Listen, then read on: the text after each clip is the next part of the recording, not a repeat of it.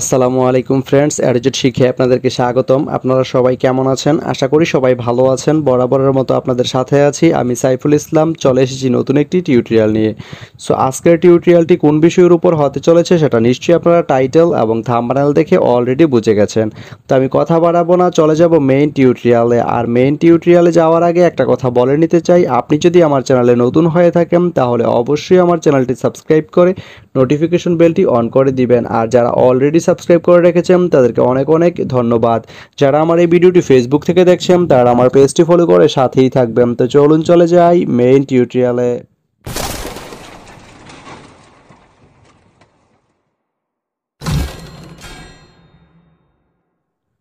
তো বন্ধুরা, আজকে আমরা জানবো আপনি টাঙ্গাইল থেকে পার্বতীপুর যেতে কোন কোন ট্রেন রয়েছে, সেই ট্রেনগুলো ছাড়ার নতুন সময়সূচি, বন্ধের দিন এবং গিয়ে পৌঁছতে কতক্ষণ সময় লাগবে বিস্তারিত। তো আমি যদি আপনাদেরকে ট্রেনের সময়সূচিগুলো বলে দিই, আপনি টাঙ্গাইল থেকে পার্বতীপুর যেতে প্রথমেই যে ট্রেনটি রয়েছে সেটি হচ্ছে একতা। একতা ট্রেনটি টাঙ্গাইল থেকে ছাড়বে দুপুর 12টা 4 মিনিটে এবং এটি পার্বতীপুর গিয়ে পৌঁছবে সন্ধ্যা 6টা 15 মিনিটে। এই ট্রেনটির কোনো অফ ডে নেই। এরপরে রয়েছে দ্রুতযান। দ্রুতযান ট্রেনটি টাঙ্গাইল থেকে ছাড়বে রাত 10টা 3 মিনিটে এবং এটি পার্বতীপুর গিয়ে পৌঁছবে রাত 3টা 25 মিনিটে। এই ট্রেনটির কোনো অফ ডে নেই। তো আপনি টাঙ্গাইল থেকে পার্বতীপুর যেতে এই দুইটি ট্রেনের যে কোনো একটি ট্রেন ব্যবহার করতে পারেন।